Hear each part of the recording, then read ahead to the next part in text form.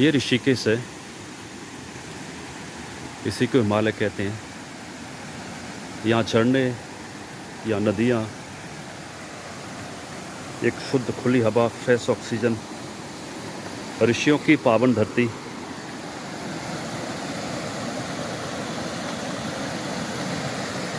सब कुछ तो यहाँ पे है।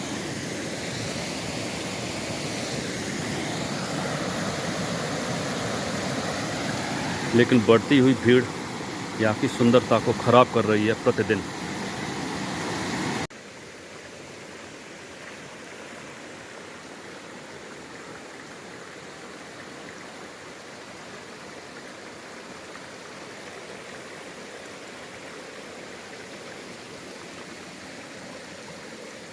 और रास्ते में जा रहा था ब्लॉग बनाने के लिए, तो एक व्यक्ति की आवश्यकता थी।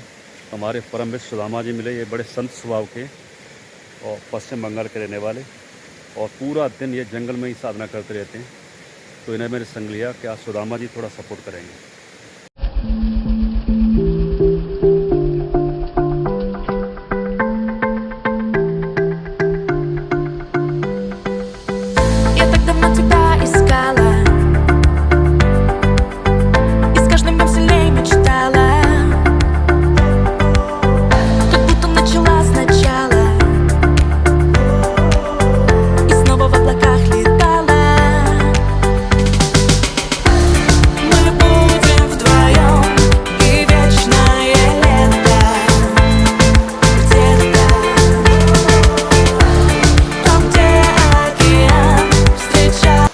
तो मैं आ गया हूँ मौनी बाबा के झंडे पर। एक शुद्ध वातावरण, योगियों की शुद्ध हवा, जंगल, झरने, साधु संत। वैसे इस झरने में भी काफ़ी चीता रहता है, तेंदुआ, हाथी का तो गढ़ है ये।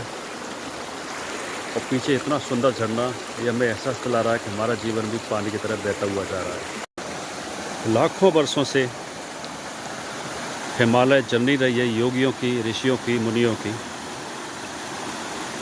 अपना ध्यान लगाते हृदय चक्र में भगवान कृष्ण का, विष्णु का, शिव का, दुर्गा का, और ये जानने की कोशिश करते हैं कि सत्य क्या है। ये शरीर सत्य है कि आत्मा सत्य है।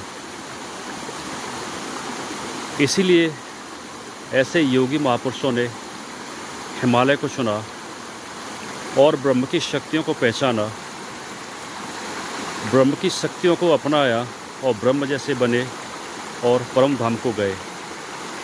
लेकिन आज हिमालय की बड़ी दुर्दशा हो रही है। बढ़ता हुआ ट्रैफिक, भीड़, खराब वातावरण, कार, टैक्सी, बिल्डिंगें, ये डिस्ट्रॉय करती जा रही हैं इस एक सुंदर हिमालय को।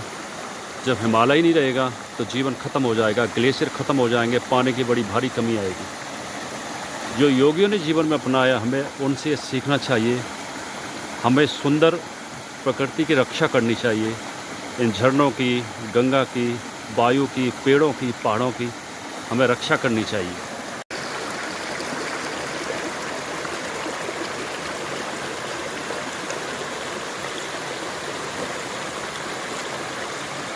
प्रत्येक मनुष्य को जीवन की शुरुआत या दिन की शुरुआत भगवान की भक्ति, आसन, प्राणायाम इनसे करनी चाहिए। क्योंकि प्राणायाम से उम्र की बढ़ोतरी होती है, विचारों की शुद्धि होती है। और एक गीता में भी वर्णन आता है, रामायण में, विष्णु पुराण में, हर शास्त्रों में। क्योंकि योगी लोग ध्यान, प्राणायाम सब जंगल में करते हैं। भगवान कृष्ण ने कहा है गीता में कि हे अर्जुन, मेरे साधक हैं वो जंगल में जाएं, अश्वत्थ वृक्ष के नीचे भगवान सूर्य का ध्यान करके और सूर्य भेदन प्राणायाम किया जाए, तो वो एक ही सूर्य भेदन मोक्ष को देता है, सूर्य लोक को जाता है। और जो मनुष्य सूर्य लोक पहुँच गया, उसका वापसी कभी नहीं होती, वो मोक्ष को पाता है। ऐसा हमारे भगवान कृष्ण ने कहा है। इसलिए हमें जीवन की शुरुआत अच्छे कामों से करनी चाहिए। और प्रतिदिन कोशिश करिए कि जंगल जाइए, झरने के पास बैठिए, और बैठिए नहीं, इनसे सीखिए, इनकी रक्षा करिए कि हमारा जीवन भी परोपकारमय हो, दूसरों की सेवा के लिए हो।